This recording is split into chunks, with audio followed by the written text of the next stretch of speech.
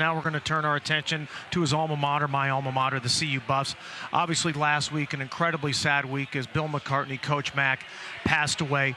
I said on TV, it's like Coach Prime has put CU back on the map. They were on the map because of Coach Mac. There's a lot of people that are new to Colorado, younger people, even people at university, don't understand the significance, the importance of Coach Mac. Can you kind of explain who Coach Mac was, not just as a coach, but as a person? How much time do we have? We only have it's tough. The football aspect, clearly, we won a national championship. Yep. We won Big 8 titles.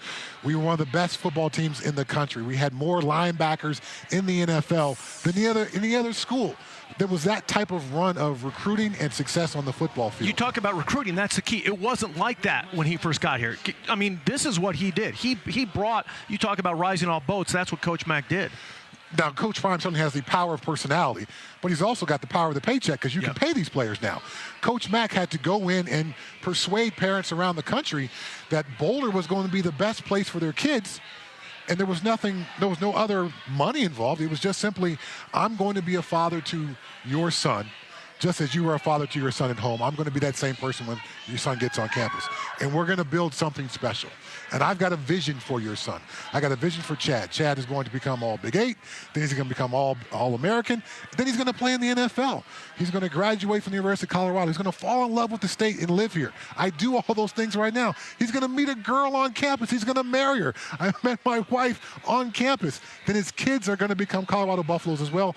Both of my kids have graduated from the University of Colorado. So just that vision that Coach Prime was able to paint for myself and for my parents back in 1988, that power of personality to give my parents that and have them picture what life was going to be like once I became a Colorado Buffalo, it was very easy for them to recommend, I want you to Buffalo, and I want you to be coached by Coach Mac. Did you know Coach Mac was the guy right away, or did it take that time? Did it take that speech? I think within 5 minutes of him walking in my home, and I had maybe a dozen coaches come to the house within 5 minutes, I was sold.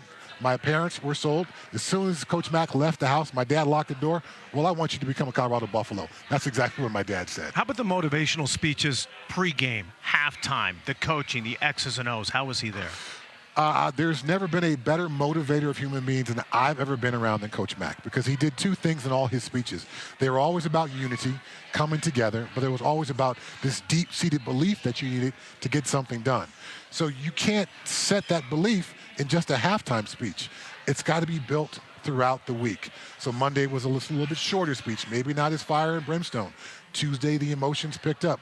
Wednesday, a little bit more. Then Thursday, that Thursday speech, once the practice week was kind of done, that was the best speech of the week. And that's where he told us exactly how we were going to win the game. And then by the time we got to Saturday, his pregame speech, most of the time I was so fired up based on what he said during the week. I don't remember much he said in pregame, but it was just kind of a continuation of that theme that he built throughout the week to bring us to that emotional peak before kickoff. Coach Mac, Hall of Famer. Yes. Gone at 84, gone too soon. Karen will send it back to you. We'll have much more of a chat coming up here in a little bit.